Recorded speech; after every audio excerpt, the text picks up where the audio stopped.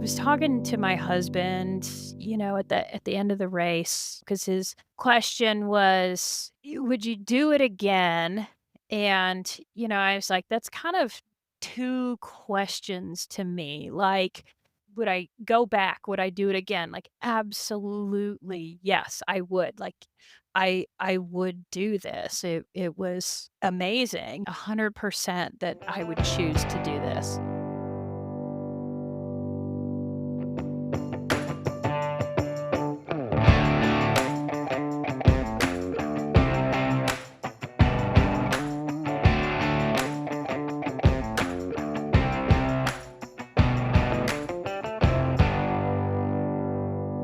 Welcome to Elevate Your Ride, the podcast dedicated to elevating your performance in the saddle. I'm Ellie, your personal trainer. And I'm Lauren, your mindset coach. Okay, today we're bringing back Courtney Kangas. So last week we brought her on to talk about her pre-journey to Mongolia, and we talked about how she prepared for the race and everything. And now Courtney is home, so it's time to hear about how her journey went and how the race went. And so I haven't even really talked to Courtney much, just a little few texts here and there. So I don't even know really what happened and what went on at the race. So Courtney, take us from start to finish. How was your travel to Mongolia? What was Mongolia like? And all the things in the beginning.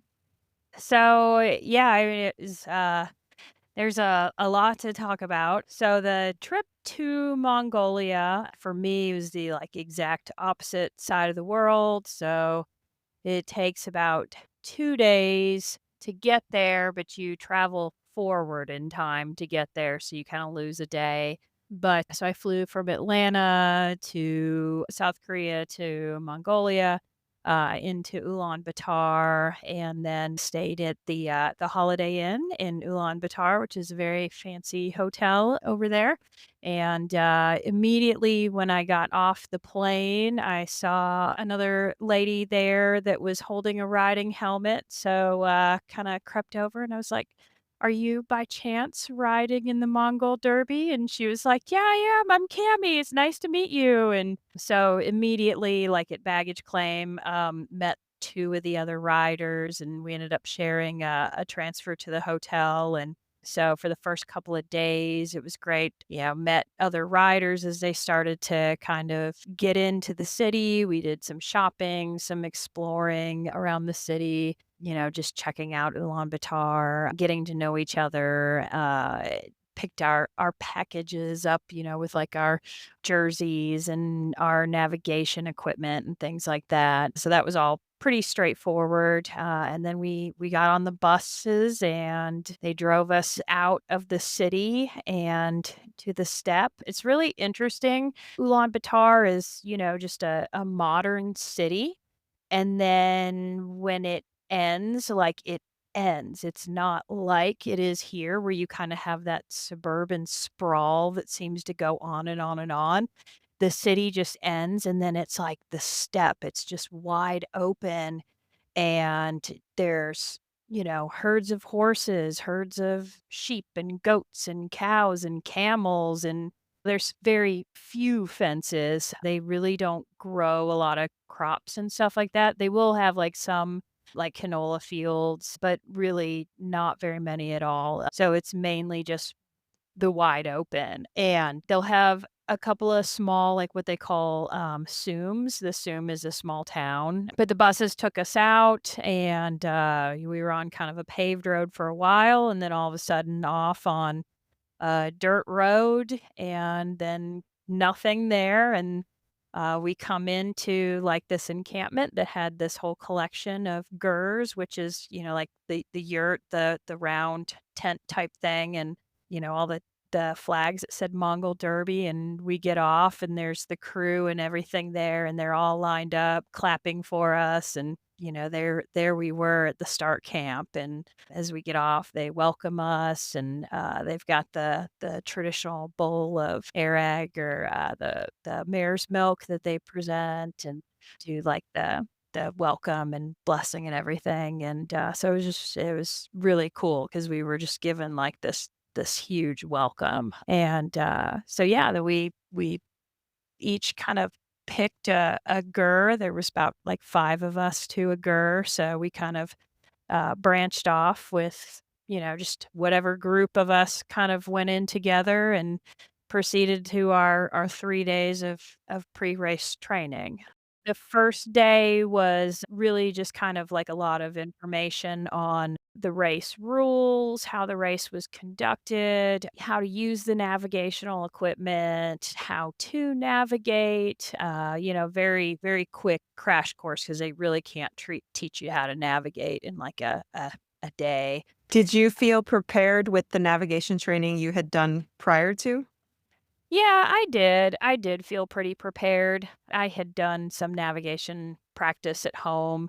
Eh, It's kind of there's in the openness there, I'll say on one hand, it can be kind of easy to navigate there because it is so wide open that like when you're navigating, you can kind of pick a point way off in the distance and say, hey, I need to ride southeast.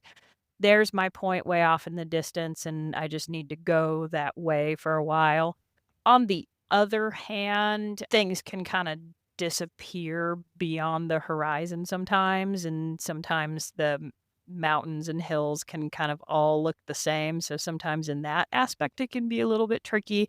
But yeah, I felt pretty prepared for the navigation. Good. So that wasn't too difficult for me, like, I figured out how to use the GPS and everything. But using the inReach, how to use the tracker so that they could track us, how to send messages and things like that. They kind of gave us that information. Medics briefs, vets briefs. They actually gave us like a little course on how, like some Mongolian customs, how to act like when we were in the herders gers and like courtesies and traditions and things like that.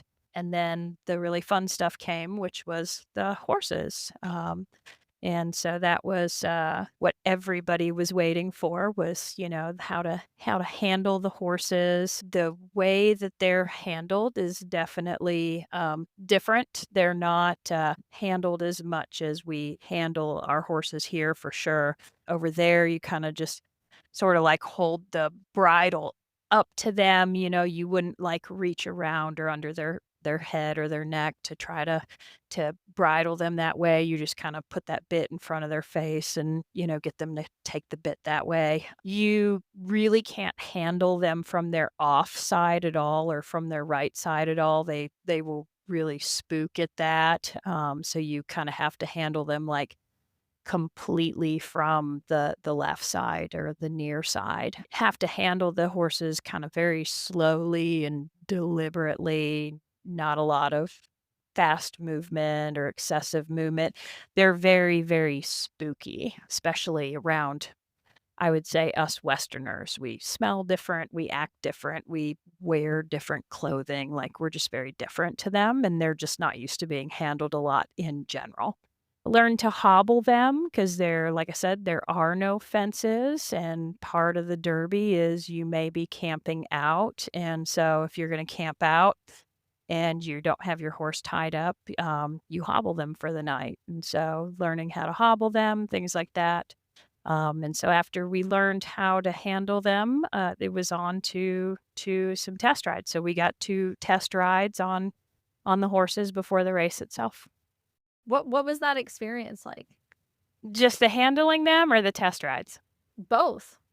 The handling them, it's good. The horses, like I said, they're spooky. You do have to, just be kind of like just deliberate in how you're handling them. Handling them like you would handle like maybe a young horse or a spooky horse. I just kinda used a low tone. I moved slowly so they could see what I was doing, and just didn't kinda make a lot of excessive movements and things like that. The riding those horses is pretty amazing. So the test rides went great. The getting on is probably one of the harder parts about riding them. You've just gotta get on quickly and go forward, like, immediately. Like I said, they are spooky. I was very lucky that I didn't have a lot of horses that bucked, but a lot of the horses do buck, and they buck because, either because they're spooky about stuff flapping on them, or, like, the saddlebags are bouncing around, or something that you're wearing is flapping around, or because you're trying to hold them back a lot. I mean, some of them will just buck because they're very spicy, but I was lucky that I didn't have one of those, but a lot of them bolt, so rode a lot of bolting horses during the Derby. What was their gait like? How did it feel compared to a horse that you normally would be riding around? That just depends on the horses. So some of them are actually gated. Some of them, like you would expect, a small horse is going to have kind of that small, fast, jarring gait. Some of them actually, have a pretty smooth gait. Yeah, I rode some that had like the smoothest canter that you could ride, where it was like, wow, this is like such a nice canter. So that really honestly just depended on the horse that you got, but yeah, a lot of them you would get on and, like, right out the gate, you just had to expect that they were just gonna take off. But the test ride horses weren't too bad. The first test ride horse that I got, we got on, and that was a pretty nice little horse. We were kind of doing a shorter ride just to kind of, practice tacking them up and, getting used to getting on and going. There were definitely some people that, had the horses, bucking and taking off, but mine was good. But I did fall victim to a marmot hole on my Oh, very first no. ride. Yeah, it's like a minefield out there. There's marmot holes everywhere, and they're big, and you don't always see them.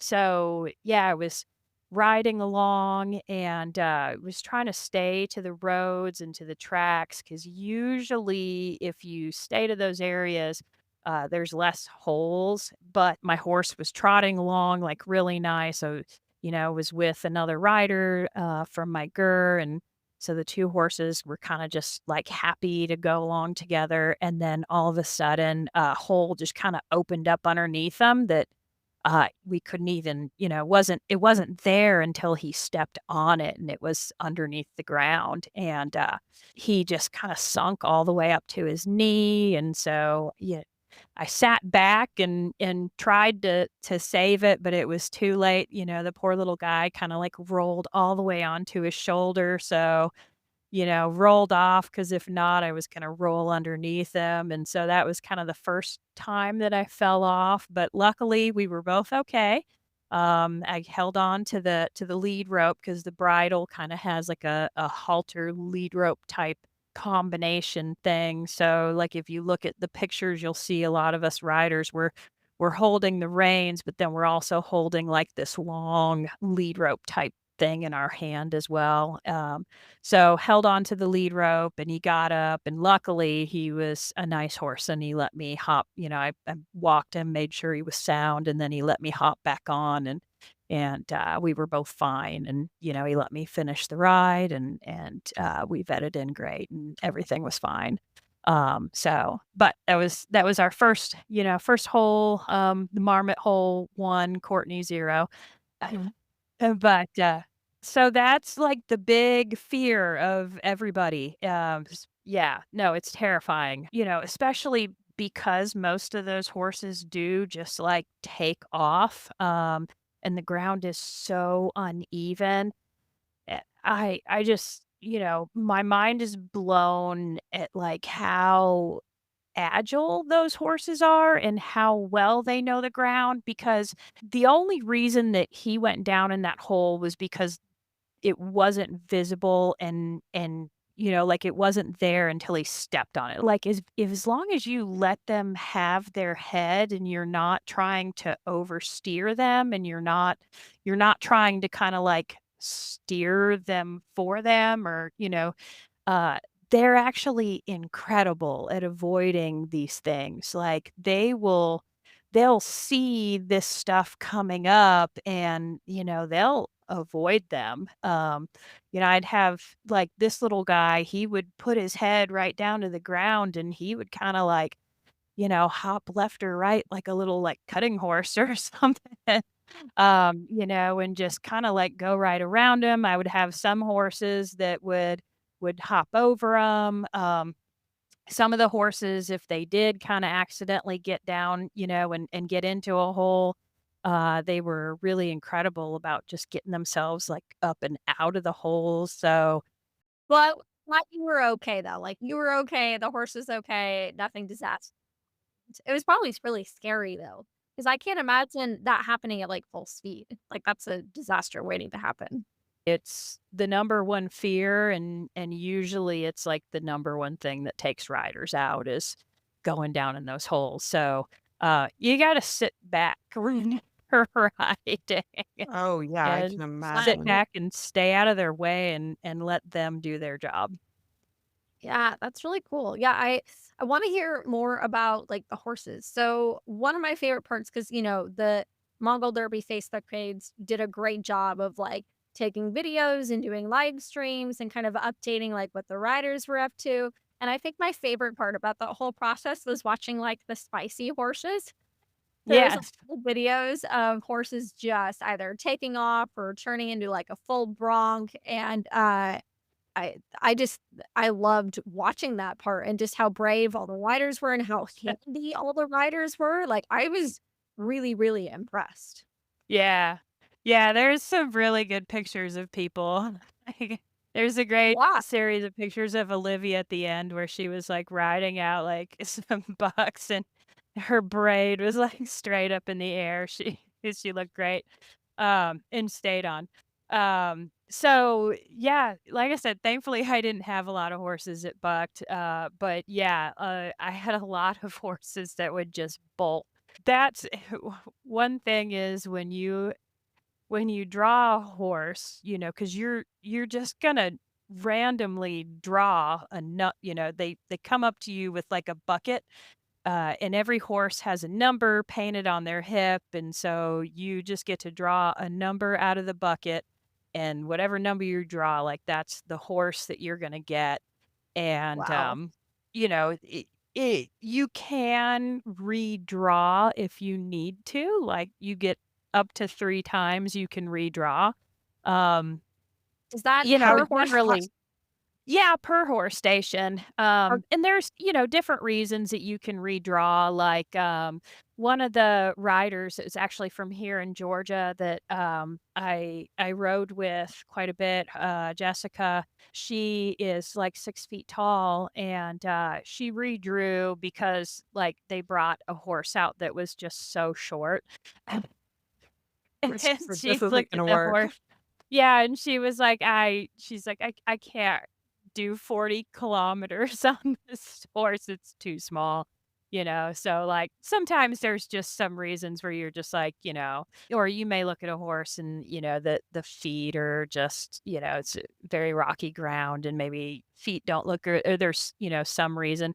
And sometimes it is literally because, the horse is just a bronc and, even the herders are having a difficult time riding it, and you may just say, like, "Ah, I just don't think that horse is safe for me to ride." But in general, like, usually you're gonna ride whatever horse you draw. When you draw a horse and there's, a Mongolian boy or herder comes over to you with a great big smile and pats that horse and says, "Good horse," you know you're in for a ride, and that's gonna be a very, very, very fast horse. Oh, yeah. 'Cause a good horse over there is a fast horse. yeah, what was the speed like compared to most of the horses that you ride back home? Because you mainly just ride dressage. So what was that like for you? Yeah, I rode some fast horses. But, so you're not riding fast, like, the whole time, but some of them are very, very fast. So, there's definitely some moments, I drew, I had one the only other time that I fell off, I drew a very fast horse, out of one of the horse stations, and so got on and the horse just, took off, just kinda bolted out of the horse station, and then spun around and bolted back to the horse station. And, so I kind of got him turned around and headed away from the horse station, and then he bolted back out again and then spun back around and ran back to the horse station again, and so it took me, kind of a couple times to get him out of the horse station, and then, he's taken off and we're galloping away again, and so, finally, I'm, like, getting a little further away from the horse station, and we're, like, flying. I'm finally, like, settling in, like, "Okay, alright, we're gonna make it away from the horse station," like, and we're booking it, and then a truck comes in, like, going No. to the horse station, and just lightning fast, he just spins around like that quick, and I just like, "Poof," off I went. Oh, And just that fast, he was gone, like, he was already, like, halfway back to the horse station, and herder came out on his little motorbike to get me, but yeah, so that horse was pretty quick. I did redraw Did in you, that case like because I was gonna ask, like, did you finish on him or did you get another one? no, no, I redrew. I was like, "Ah, that fought too hard to get that horse out. I'll just take another horse then." how was the redraw horse? Yeah, the redraw horse he was good. The redraw horse honestly was a little too slow, but, he was okay. But you were able to stay on? But I was able to stay on that one, yes. Yeah, I got, some other ones, I rode another, Nadam horse, like, on the last day that was fantastic. He was fun, but, anytime that you got him, like, next to another horse, like, he would just take off again because he was like, "Oh, another horse, it's time to race again," and just boom, off he'd shoot, so you had to if you wanted him to not take off, you kinda had to keep him, like, away from the other horses, so, Oh, but wow. yeah, in general, it was kind of like, get on, go, like, just get them forward immediately. Usually, they were just gonna take off, so you needed to know what direction you were gonna go from the get-go before you had to have a plan before you were even gonna get on the horse because you probably weren't gonna be able to look at your GPS, like, for a while, and then, so you just had to say, like, "Okay, I'm gonna go this direction, get on, be prepared for the horse to just run."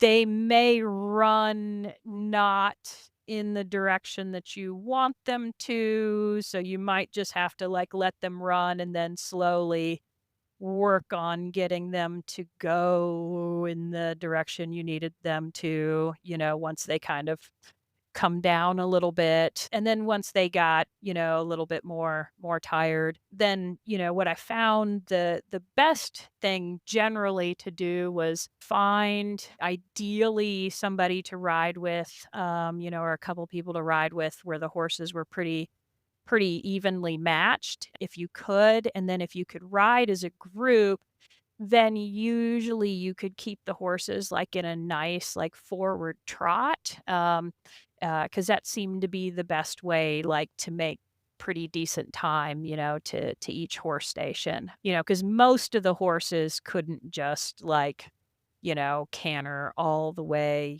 like 20, 25 miles. Most of them were gonna trot the majority of it. Were you doing a posting trot or a sitting trot for that? Just a combination. So I would just kinda, like, post and stand a lot of it because that was more comfortable for me, and then when my knees got tired, I would sit a little bit, so, yeah. How was the camaraderie of the groups when you were riding around? That really, to me, was the best part of the derby, like, that was the most amazing part about it was, the camaraderie and the friends that I made, I think it probably was for everybody. And yeah, if you look at how the race finished this year, it was a four-way tie. It was between the two guys from the UAE, Asa and Khalifa, and then Michael Pollard from here in the US, and Anna Bowden, who won the Gaucho Derby from the UK. And that they had been all competing pretty intensely, like it had been a really heated, like, competition, but they had all become so close during that competition that, at the very end, they felt like it was, just the right thing to do to, like, all come in together, and it was, like, a really incredible finish. But, yeah, for everybody in general, the camaraderie and how close we all got was honestly the best thing about this race. That is I love so that. cool. I was wondering what the competition was like. Like, was it cutthroat? Was it, "Hey, we're No. just here to climb?" Like, what was the atmosphere like with the people that were in the race? Yeah, I mean, there's definitely people there that were like, "Yeah, I'm here and I wanna win." There was people that were there and just were there for the experience, but by and large, there was nobody that was out there, like, that was cutthroat. I would say that the sportsmanship was really incredible. A lot of people that really worked together, really supportive. I mean, I made such incredible friends in such a short period of time. I would say it was like nothing else I've ever done in the horse world. That is And that's so cool.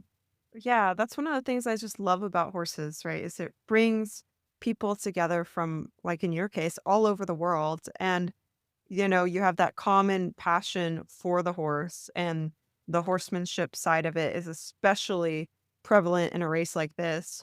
What were you able to learn from your peers about horsemanship that maybe you hadn't before? I mean, yeah, just, a lot of things. I mean, I don't think I, could put my finger on, like, any specific thing 'cause everything about the Derby is just kinda so new, especially because you get out there and just everything about handling those horses is new, and I did so many things that I had never done before, but everybody's backgrounds were so different. So the people that I was out there riding with, we had people that were world championship endurance riders. We had people that were jockeys. We have people that were Western riders, like that lead in like packing trips and stuff into the wilderness, eventers, like a five-star eventers, fox hunters. So people that do like camp drafting and stuff in Australia. Dennis does ski joring out in Montana. So like everybody's backgrounds were so different. And so it was like you have people that are world champions in what they do, and then you have people that are like happy hackers like me.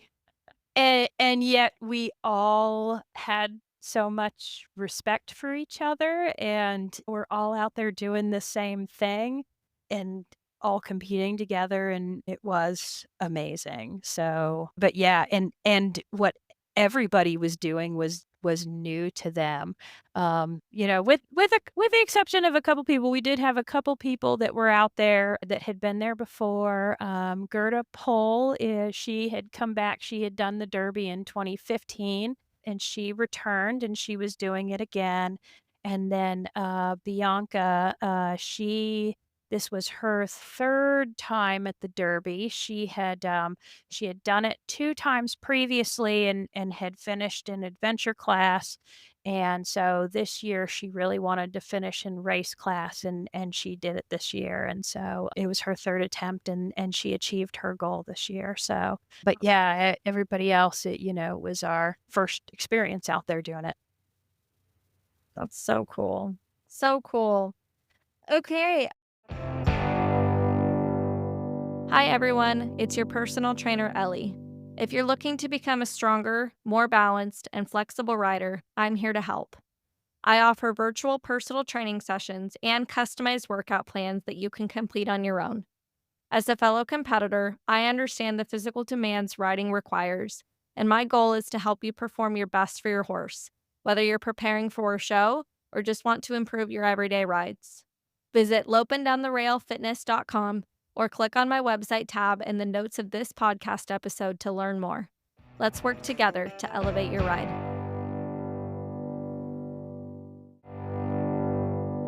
Are you looking for that extra competitive edge, struggling with show pin anxiety, or looking to set and achieve meaningful goals with your horse?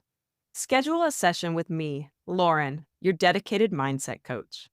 As an experienced competitor, I understand the mental demands required to excel at the highest level, and am here to support you in building a plan to help you stay accountable and reaching those goals. For more information, check out laurencervelli.com or click on the website link in our show notes. Let's work together to elevate your ride. So, I want you to take us to what it was like on race day one. What it was like when you woke up in the morning. How did you feel? What was the atmosphere like? Like, try to bring us there with you. Okay. Um, so race day one, it's just that like overwhelming sense of anticipation. The race would start at like 7 o'clock every morning, but on start day, it doesn't start until like midday.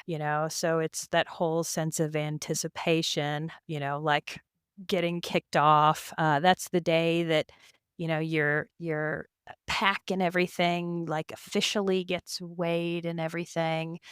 You've already been weighed and, so everything's official at that point. Like, this is what you're taking and you can't take anything else. The order of like who's gonna tack up came out. And so, previously, like for the training rides, you didn't really want to be at the end of the day to draw a horse because, the longer you sat around and waited, you're like, I'd rather get my ride done. But this time we were kind of the first ones to draw and tack up horses, which I was a little bit um, nervous about because it was like, well, if you draw a spicy horse and then you have to sit there and wait for like an hour for everybody else to tack up and get their horses, like, likelihood of your horse kind of, having a meltdown increases if you have to sit on your horse and wait. But luckily, my horse was okay. But yeah, so just overwhelming anticipation. But I wasn't nervous really until the countdown started. Oh, gosh. And that is probably the wildest thing I have ever experienced in my life. I mean, that's like the Hunger Games countdown when you're all like Oh, staring at each other and everybody's like, yeah. okay, Okay, so here we are. We're on 45 Mongolian horses. All of these horses want to go.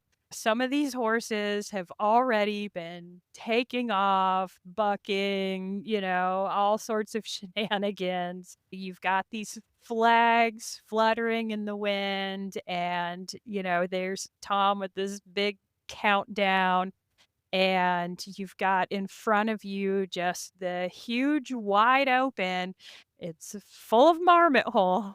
And as soon as this countdown goes and everybody starts running, these horses, you're not gonna have any control. here, hold on. That yeah, that's exactly what happened. The countdown happened, and these horses just took off. Like, you just go. It's just, horses just galloping across the countryside. At that point in time, I just, kept my eyes up and in front of me and stayed back so that, I wouldn't go down in a hole. There's the trucks are racing alongside of us because they're trying to get like footage and do the live streams, because they're trying to, like, get all the photography and social media and everything. Because this is probably, like, the best footage of the race they're gonna get, and as we're racing along, all of a sudden, and this is probably the most incredible thing I've ever it just was pure magic.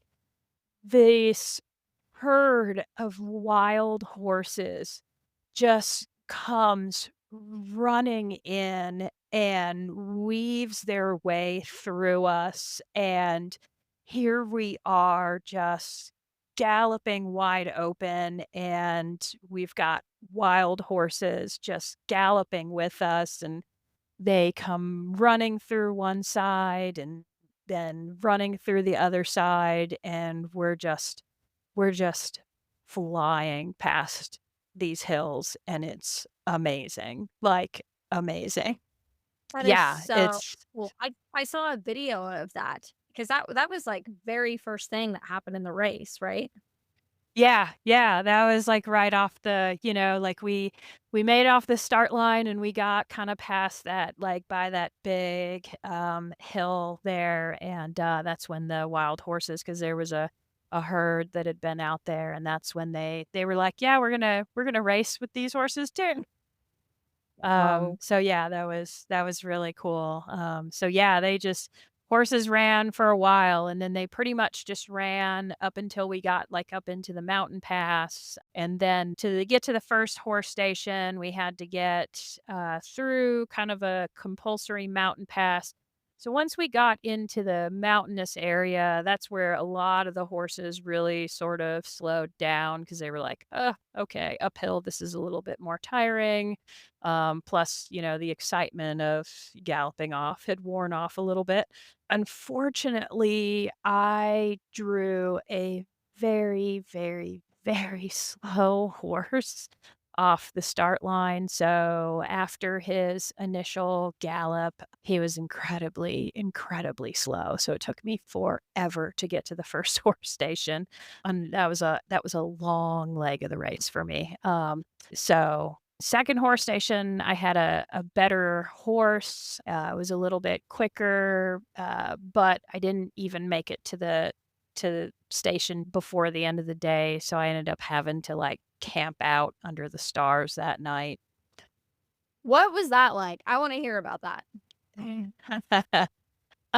So I ran into David, and I ran into him because he was, like, walking his horse, and he had actually been bucked off into a river and, like, trampled on and kicked, like, 6 or 7 times underwater, so he had been delayed and didn't make it to the second horse station either, and so neither one of us was gonna make it, so we were, like, looking around for somewhere to camp, and there was a nice little, like, river, and there was good grazing, so we were like, "Okay, well, we can camp here, and it's a good camping spot, so we won't get a vet penalty or anything." So we set up camp. If you don't have anything to, like, tie the horses to, you have to hobble them for the night, and the vets and everybody, they will come out to check on the horses and check on you. They make sure that the horses have vetted in well, and that, they're in good condition, and then they make sure that you are safe, and they make sure that you're in an appropriate camp spot, like, for the horses and for you.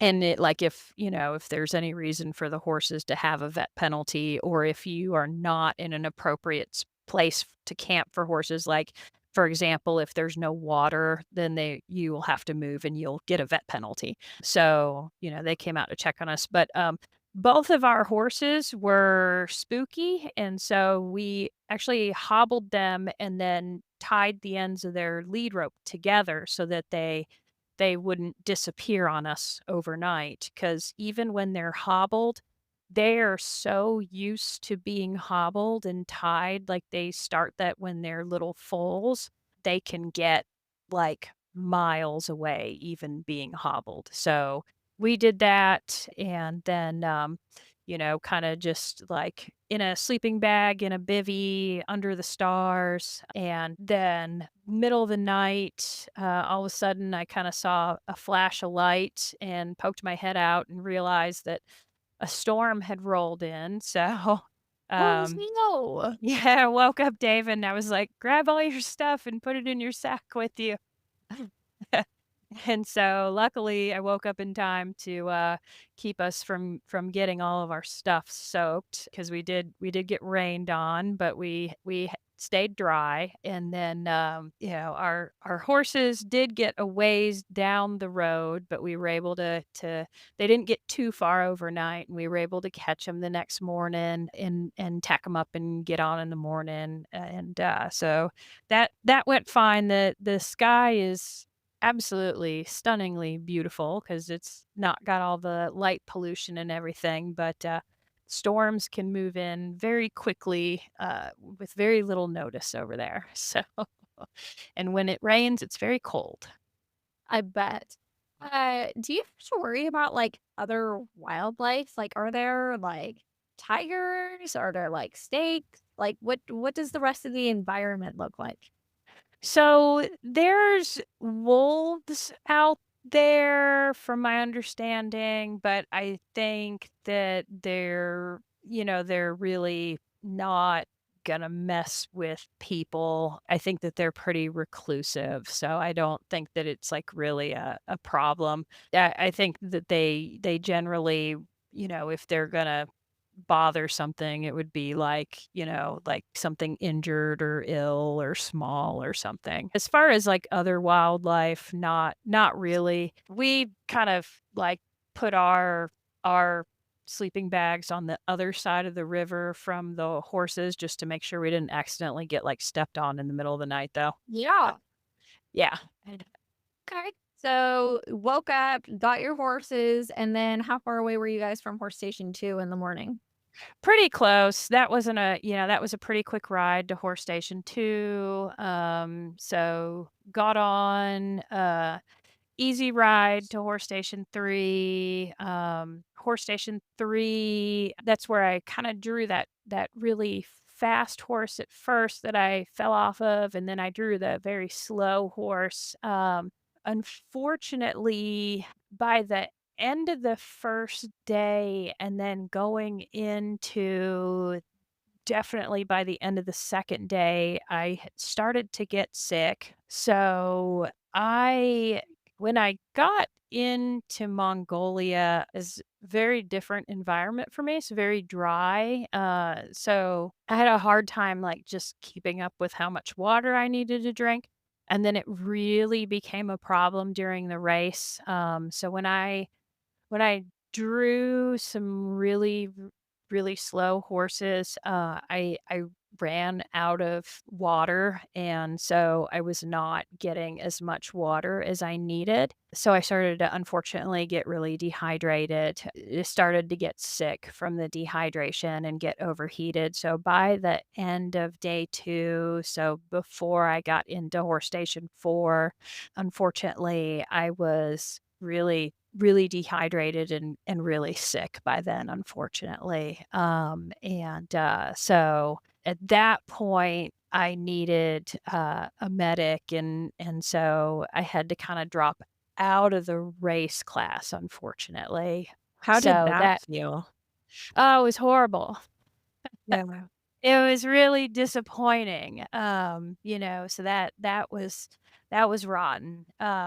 Because the my body wasn't sore, like, the navigation was okay, like, I wasn't having a hard time riding the horses. I just, I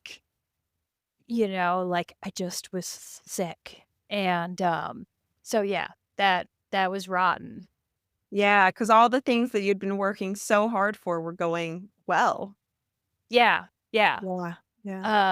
So the medic was like, he was good that I had called him because if I had not, I would have gone into like full on heat exhaustion and would have been a Oof. lot more sick. So he told me I couldn't ride a horse the next day because I had was not hydrated enough, so I had to get, like, carried forward, so I had to go on the blood wagon. However, the blood wagon is actually, can be where some of the most interesting adventures happen on the Derby. Oh. So that's where I ended up, like, riding a camel, and we saw, like, the medic was like, "You're not allowed to get on any horses," so I got on a camel. How funny. And then we saw, like, the old capital of Karakorum, which is, like, the capital that Chinggis Khan established, and saw, like, an old temple, so, yeah, and then I found out that I was not the only one that had, because I was like, I thought, "Oh my gosh," I'm like, "Here I am, like, the first casualty," and I found out that I indeed was not the first casualty, Oh, well, and that's good. other Yeah. Yeah, and so I was not alone, there were other people, and, we had, Andy, was our blood wagon manager, and he was like, I'm here to make sure that, you guys' spirits do not go down, just because you guys are in adventure class." So, he was an amazing tour guide. Oh, that's good.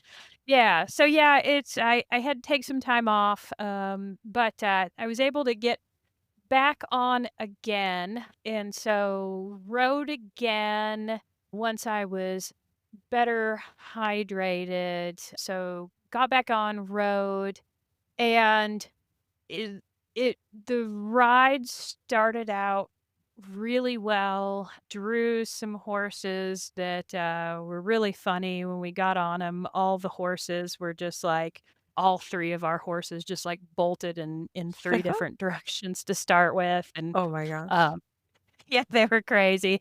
They just kept, like, racing each other for a while, and, I think that was, like, the one of the fastest horses I'd been on. This horse that I was on, he gallops up this hill, and then I come to the top of the hill, and, like, normally, when they go downhill, they'll, like, slow down when they go downhill, but this horse was like, "No, I'm gonna gallop down the hill t" So I was like, "Oh my god, I'm gonna die."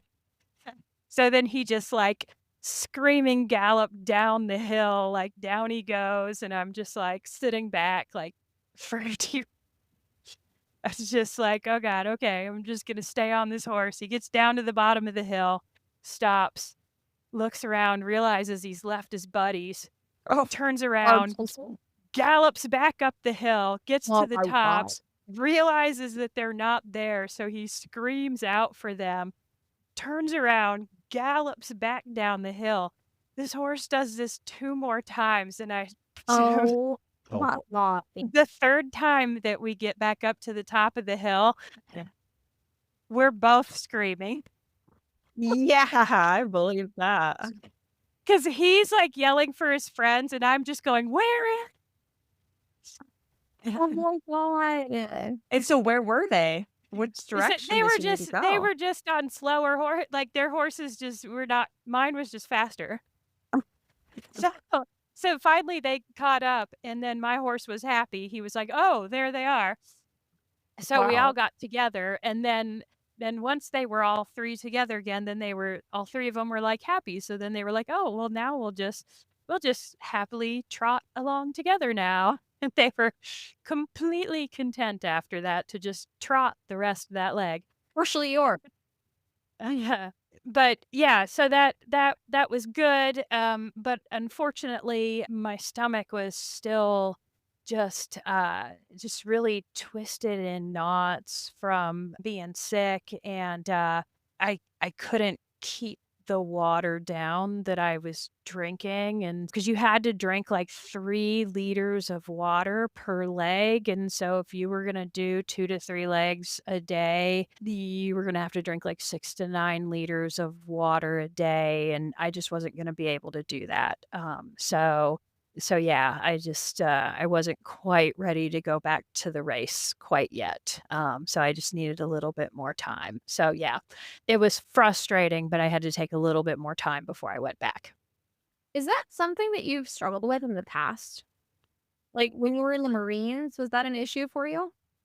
No, it wasn't, but that was a really long time ago that I was in the Marines, and I don't know if it's just that I'm used to being in a lot more humid environment. I don't know if it's just that I am older and I needed longer to acclimate. I don't know if maybe I had a stomach issue on top of being dehydrated because it's possible that I did.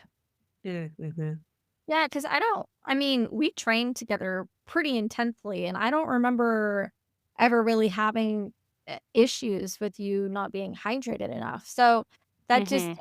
that sucks because it doesn't sound like there was much to prepare more than what you could have to avoid that. So I I am glad that you didn't get hurt though, because I was watching you on the live tracking for like the first 2 days and I was like, "Oh my gosh, she's doing great." And then Yeah. day 3, I was like, "What happened?" Yeah, And where'd she well, go? Huh. or where did she go? And then obviously I didn't find out what happened for like another 8 or 9 days. And I was like freaking out because I was like, "Did she get hurt? Like what is going on?"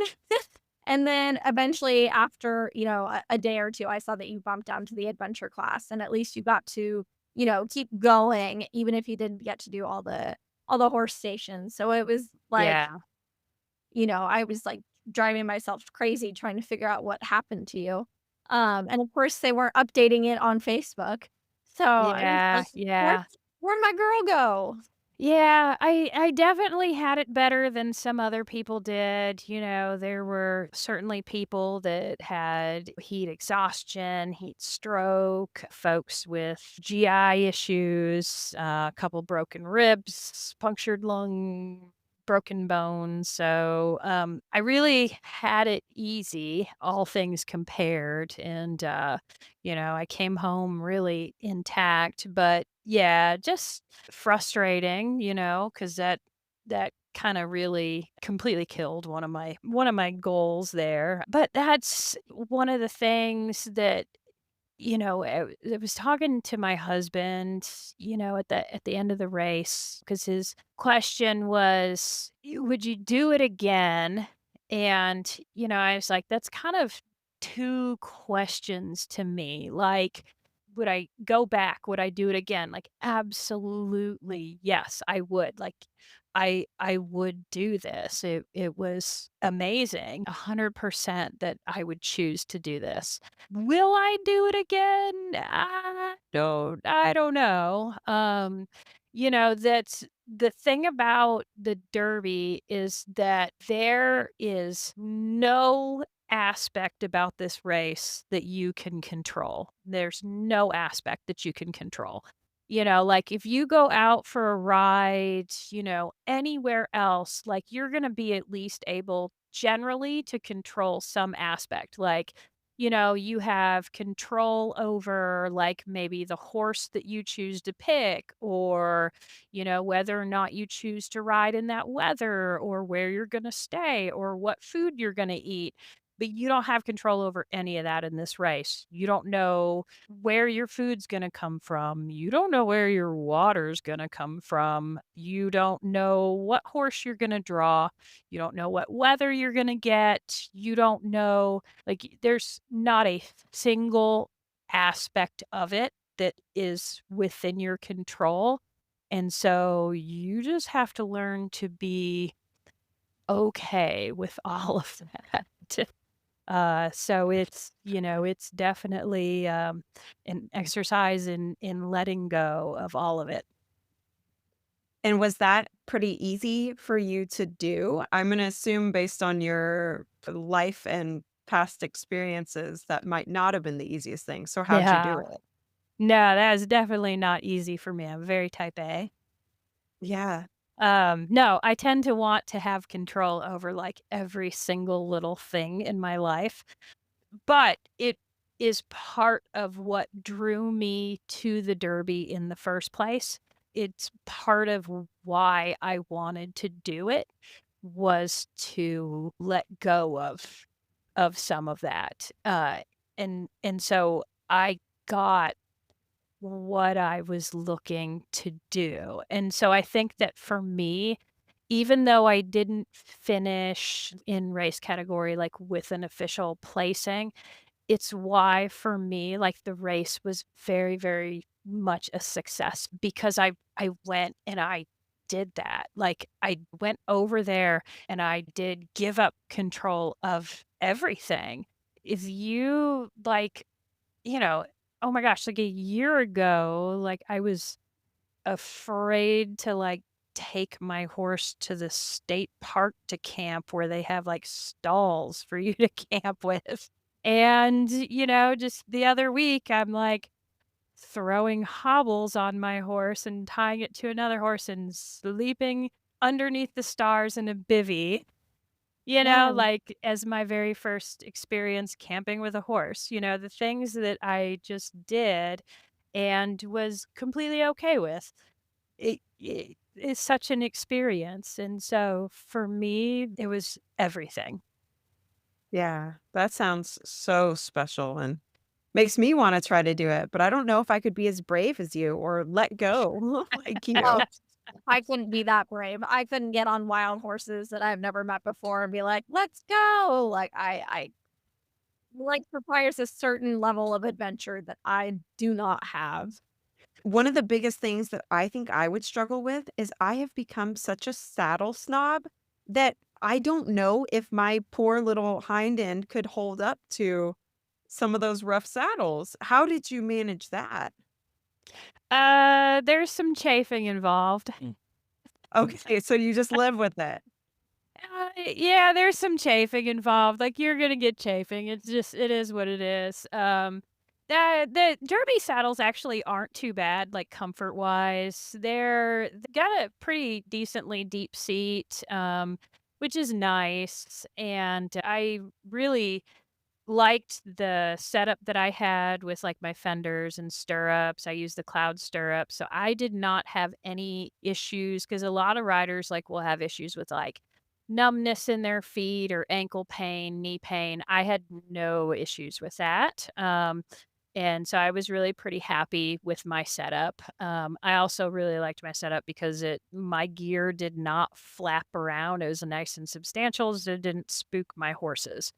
I had a nice, really comfortable, like, wool saddle seat Mm, saver, and so good that idea. made things a little bit more comfortable for me, and then I double layered, real thin riding tights.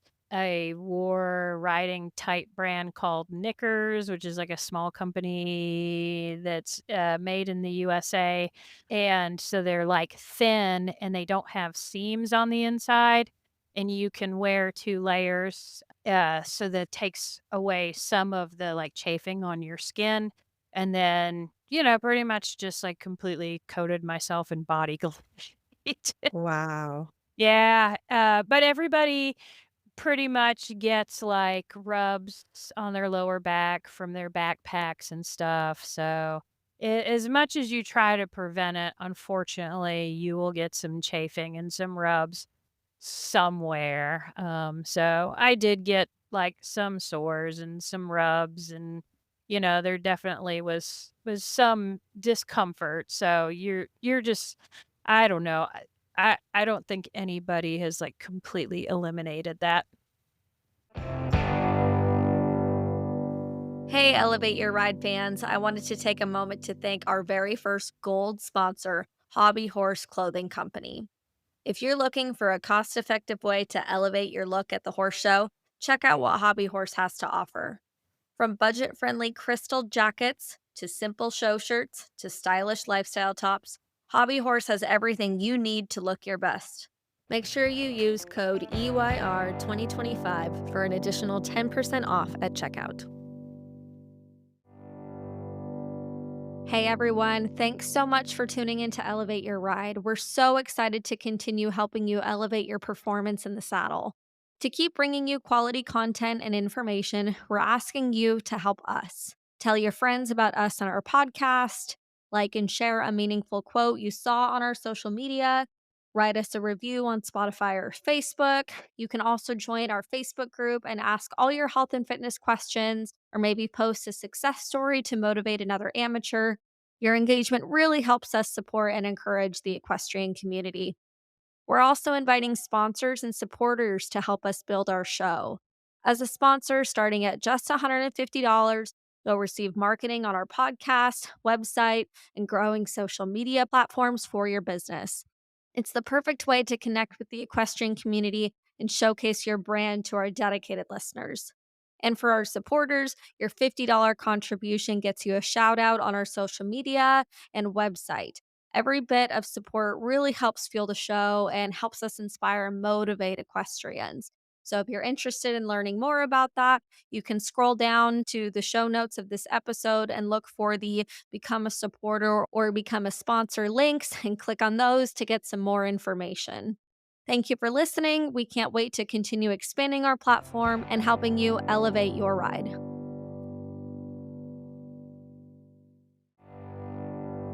Hey, Elevate Your Ride fans. Are you loving our show and looking for a way to show your support? Check out our line of Elevate Your Ride merchandise. From stylish t-shirts to cozy hoodies to journals and hats, we have everything you need to represent your favorite podcast. Ready to gear up? Click on the Buy Our Merchandise Here link in the podcast notes, or head on over to our website, elevateyourride.co, and click on the Store tab. Thank you for your support. Make sure to like, follow, and share our platform with your friends. I want to hear more about how you did physically, like, because we prepared your body as much as we possibly could. So I want to hear how your body did at the race. Like, Yeah. mostly aside from the dehydration part. Yeah, I mean, strength-wise, I felt completely prepared. I didn't have any issues. I was able to get on those horses and get on quickly. Like I said, the Mongolians ride them standing. And so I found that if I rode sitting or if I posted, they would slow down. So I would just kinda, like, stand a lot of like, the majority of the time and, or just kinda, like, hover, and so I was pretty fine doing that. So, like, my legs did not get tired. I did lose, like, 8 pounds while I was out Oh, there. wow. That's so but, as far as, like I really wasn't, like, muscle sore. Just I was like your typical, like, "Gosh, that was a long day. I'm tired. I'm ready to go to bed." But, I think everybody would be tired after, a full day of riding. So, but yeah, not muscle sore, didn't have issues with that. Those long gallops and canters, like, you'll definitely feel your core working, I definitely was like, "Oh, okay, yeah, I'm really happy that I worked those abs because I feel them." But, no, it was not I think we definitely prepared enough. That makes me so, so happy because so I can't remember if I talked about this on the first episode or not, but Courtney is actually not the first client that I've trained for this race. I trained a client a couple of years ago for the race, and unfortunately, she got injured and wasn't able to compete in the race. And I was really sad about it. And right after that happened, Courtney reached out to me. And so I got to do it all over again, which was really cool because the training somebody for this was so outside of my comfort zone as a coach. Like, it challenges a lot of the things that I don't really focus on with my clients. So with my clients, I'm just focusing on like making sure they're strong enough, mobile enough, uh, stable enough to ride a horsemanship horse through a pattern for an hour without getting fatigued. And to from that being my day to day, what my comfort zone is to training somebody for a 10-day long endurance race. Like when Emily first came to me, I was like, I don't think I'm the right person for the job. Like, this is not something that I normally do. I don't even know where to start. And I just started doing a bunch of research and I was like, okay, this is really gonna push my boundaries as a coach.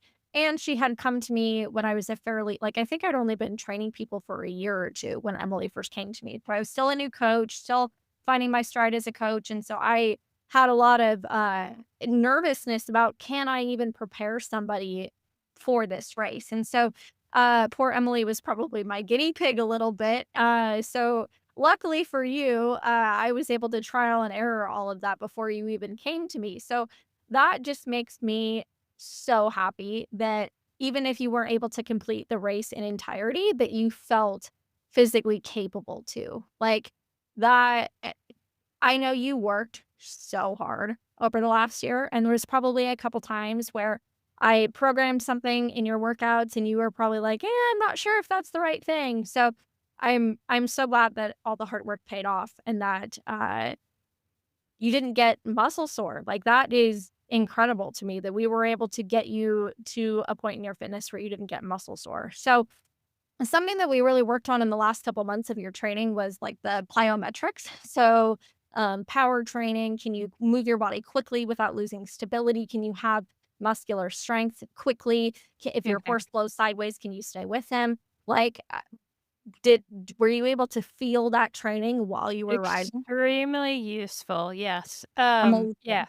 Yeah, definitely, so I would say, the basic all-around strength, obviously, yes, like having that good foundation of strength, especially the leg strength. I was so glad that, yeah, I had been doing the legs twice a week. Mhm. Um, and of course, the core strength that we, had always been like a foundation. But yeah, the plyometrics was so huge because like I mentioned, with the holes and the uneven terrain, you might be out there at high speed, and those horses, they're gonna just suddenly dodge a hole to the left or to the right, or just spook at something and jump one way or the other. And you just have to be stable and be able to keep your balance. And so it was really, really helpful to have trained that and to have trained that stability. And, like I said, with the core strength and being able to sit back and sit up, my galloping downhill, for example, that was huge, and being able to do that, and just being able to, to have the core strength to, go with that pack on for just multiple legs in a day, and and not get tired, because you increase your risk of injury the more tired you get, because then your riding just gets really sloppy. Yep, 100%. Yeah, that's why the endurance part was so important for you. 'Cause once you get tired, 1, your mental focus is not as sharp and it's not where it needs to be. So you have to be so fit and so strong. And I think that one thing that we did really well is we peaked you at the right time in your fitness to be able to go and do this well. Mhm. That's something when you're training for something like this as a coach, you have to be able to set your client up to be at the top of their game at a specific time. So I think we did that really well. Did other competitors train their fitness? Like, how did you feel your fitness was compared to other people that you were competing with?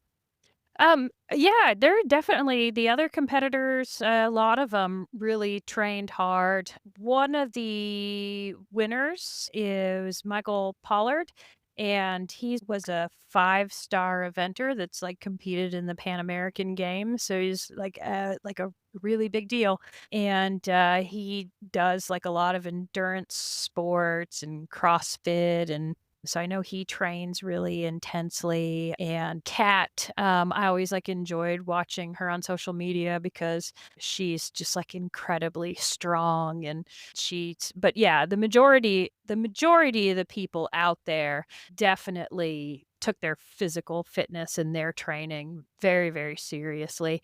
I mean, I think that you really have to. I don't think that there was anybody out there that was like, I'm just gonna ride and show up and assume that I can do this."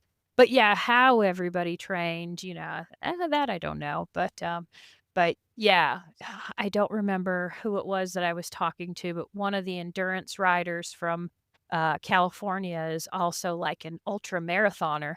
She's got incredible endurance to do that.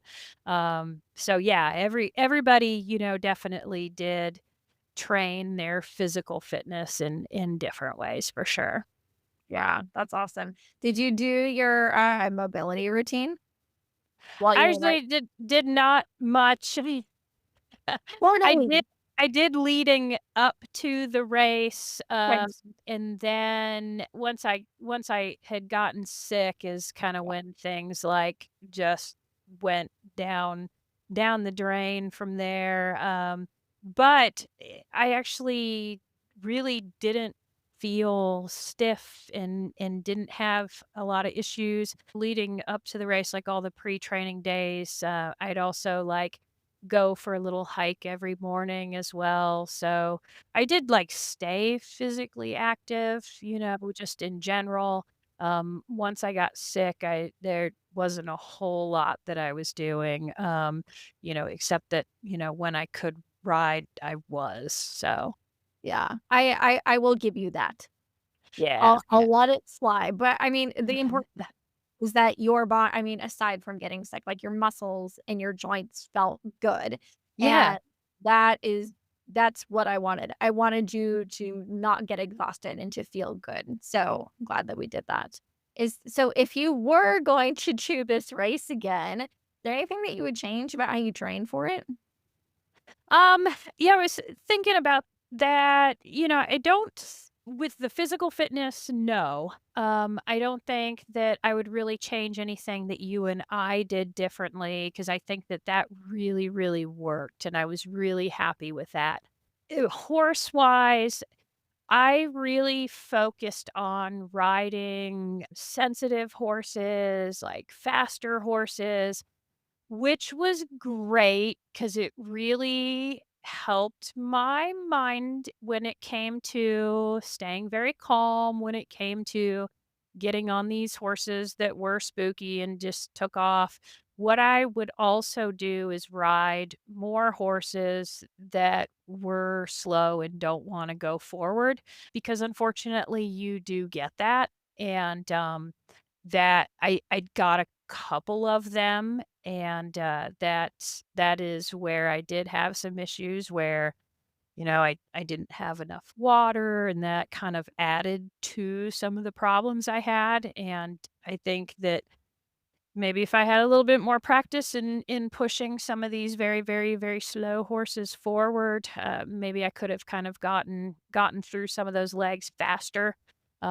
Who knows? But if I had it to do over again, I think that I would change that aspect a little bit. Also, I think the only other thing that I would change, hindsight being 2020, is, potentially getting over and trying to acclimate a little bit earlier.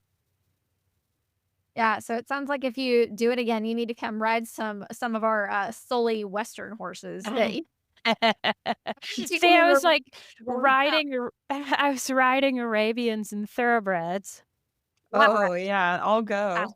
Hey, next time if you do it again, you can fly to Oregon and we'll put you on some pleasure horses that don't go anywhere and you can be practice kicking all day long. So what's point? If you're riding high energy horses, you're probably not used to kicking them to go on.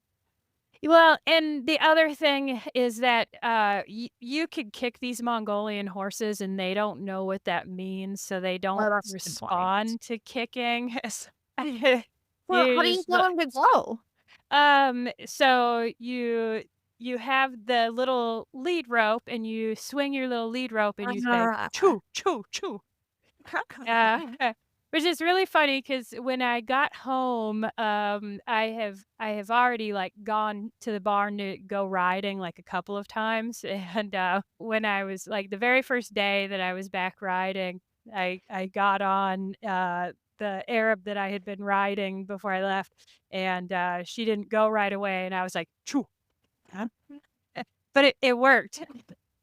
Oh, they She was spoke the like, same "Oh." language. I was like, "Oh, she's part Mongolian."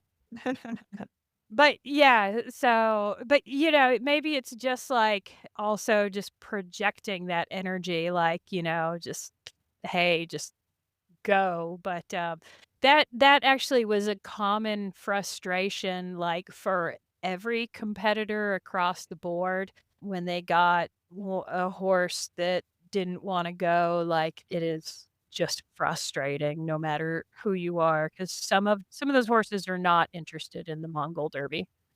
I bet not. Tell us what it was like to cross the finish line. That was, so the last day, so that I rode the last couple of days.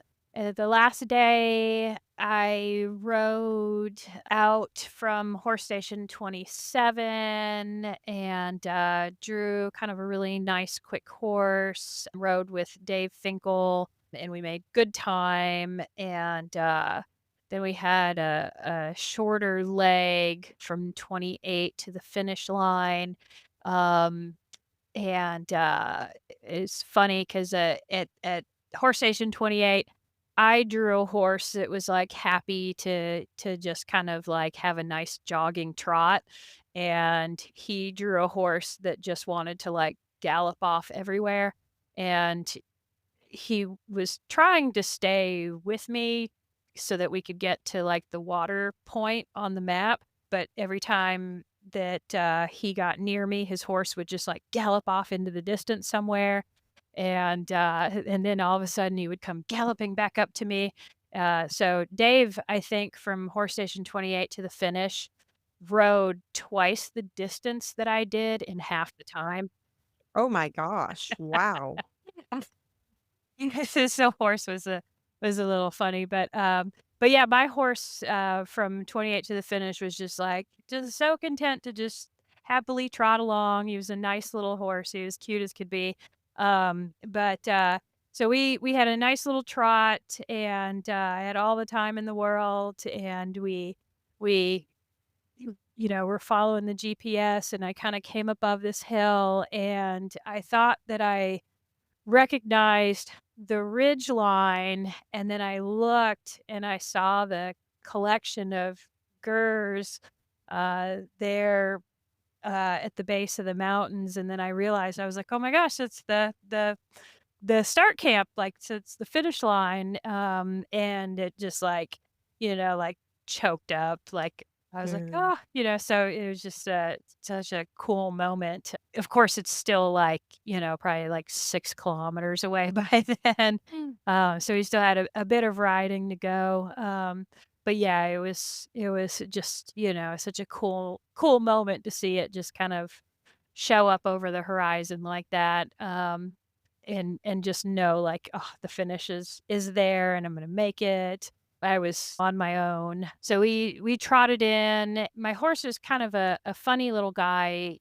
As we were trotting in, there was some mountains on our left-hand side where the wind was sorta, like, whistling through the mountains, and it almost sounded like people, and he was like his ears were perking up, and he was like, "Oh, I wanna go over there." So he kept trying to pull me over that way, and, like, stop and go that way, and we were so close to the finish by then, so I was like, "I'm just gonna get off and lead you in, and that way your heart rate'll come down, and you'll be good to clear the vet check by then." So I hopped off and led him across the finish line. He seemed to really I think he was probably like a kid's horse or more of like a herder horse and not so much a race horse because he was actually just like a nice little dude. So yeah, I led him across the finish line, and, I had told Eric Cooper that, it was my anniversary, because it was actually the US date. It was actually my 23rd wedding anniversary, Oh, and wow. so he was like, "Don't you have something to say today?" So I Wow. was able to wish my husband a happy 23rd wedding anniversary, Aw. and, yeah, so I don't even know if he was awake to see it. Oh, so I watched you cross the finish line. I happened to log on to Facebook, and they literally were showing you trotting up. And, so if I was awake to see it, because he's 3 hours ahead of me, then he definitely should have been awake to see it. And that was really cool because I had no idea, like, what time you were gonna finish. I happened to just hop onto Facebook, and I was like, "Oh, there's Courtney." And that was really, really cool, and I was really glad that I was able to actually, like, watch you finish, and so that was I loved that, and, I'm just I was so glad that you were able to finish, that you felt good enough, and, so by the end of the race, were you not dealing with your stomach issues anymore? Yeah, thankfully by the end, everything felt, finally I felt better. I could keep water down. I could, everything felt better. Didn't have any more issues by then because, the last day had it was like multiple legs to ride. So, and I rode a couple days in a row, so that was all good. I didn't have any issues with riding, so that was great. And so no issues by then. So that was awesome. But yeah, crossing the finish line was awesome, and got to tell Jeremiah, my husband, happy anniversary, and then they had the welcome, and yeah, and then I got a cold beer, and then I took a hot shower, and then I took a long nap in that order. I That sounds amazing.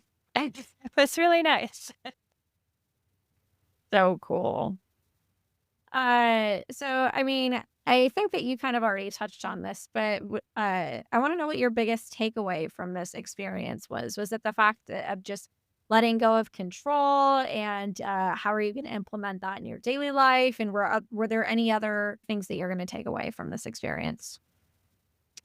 Yeah, I mean, that is the biggest aspect for me, is that, you don't have to have control of every little thing. You can roll with the situation as it comes, and, everything doesn't have to be one way in order to be successful. The other thing was just like the friendships that I made was absolutely incredible. We're talking about like taking other trips in the future. We're like, Well, oh, we should go back to Mongolia to the reindeer riding trip, or oh, we should go well, to New Zealand and ride horses there. So yeah, we're already planning to go ride horses in other places around the world. I love Um, that. that's all I want to do now is travel and ride horses. Um, Mentally. yeah, just, those friendships, and just being open to doing things in a different way, and just realizing that, it's okay to just let go of things. So beautiful. So cool. Do you have any more questions on that part of it, Lauren? No, I think that was perfect. I couldn't have said it any better or wanted to hear it any better. I love that, what you learned and took away from it. Yeah. So what's next? What's next? What's I don't know. That's kind of the big question. I know some people are talking about, like, the Gaucho Derby. I don't know if Yeah. I'll do another derby. It's such a big investment of money and time. I think definitely some travel of some kind. I definitely wanna go ride horses in other places with other people. That was, I think, just such an incredible opportunity just to see someplace completely different, and meet other people. And I think that's just so well worth doing again. I know it won't be like the same, but I think that it's worth doing again. But yeah, as far as, like, what big goal, I I think that'll just come to me when it comes to me. I love it. You don't have to have anything that's next. You can I think that sometimes we get so focused on the goal, or, what's next, that we forget to live in the present. So I actually think that it's really cool that you're just gonna sounds like just enjoy life and just kind of see what comes to you next and keep doing the things that make you happy. I think that there's lessons for people to learn from that, especially the type of people who listen to this podcast, right? It's called Elevate Your Ride. We're here to get people to the next level, move people on to the next thing, get them there. And sometimes it's important to stop and smell the roses too. Otherwise, you know, too much time goes by and you reach your goal and then you're wondering if it was even worth it because you didn't appreciate what it took to get there. So I think that that is good. I think that that is a Yeah. good spot for you to be in. And for me, it's always stepping back and remembering why you're doing it all and what you enjoy about the horses in the first place. Because sometimes we just get too caught up in the competition aspect of it. And for me, it's always the love of the horse. And Mongolia is the land of the horse, and the horse is sacred there. And it was really something special. And whatever you do, do it for your love of the horse. I think that was beautiful. That was so good. Lauren, did you have any other last final questions? No, I thought it was great. Is there anything else that you have? No, I don't think so. Courtney, is there anything that we missed? No, I don't think so. Yeah, you did such a good job of like painting the story so we could all really feel like we were there. So thank you for doing that and going into such detail because it was like really captivating to listen to. So thank you. Oh, thank you for having me. Yeah, I think that this is officially the longest episode we've ever done, but Mm. that was really cool. I hope that other people listen to this and feel like they were in Mongolia with you because that's how I felt, and that was just really cool. And I'm really really glad that you were able to, even if you weren't able to fulfill all the goals that you had, you were able to go and get what you needed out of the experience, and so that is really really cool. I bet you're happy to be home though. I am. I'm enjoying my home and had a nice day at the spa today. Oh, good. A perfect way to relax. Thank you for listening to Elevate Your Ride. Find us on Instagram and Facebook, all linked in the podcast notes. We'll see you next time.